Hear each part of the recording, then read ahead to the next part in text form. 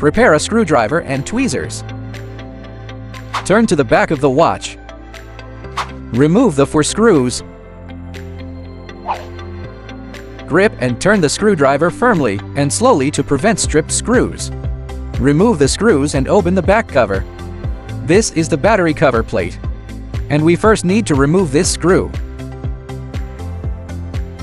After removing the screw, lift the cover plate at a 45 angle from the screw position. Then pull it outwards. You have successfully removed the battery.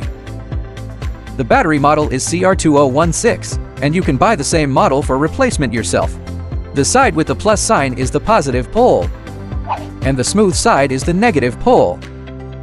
Now let's put the new battery back in with the positive side facing up. Note these 2 points when refitting the cover plate. Insert the raised end into this gap.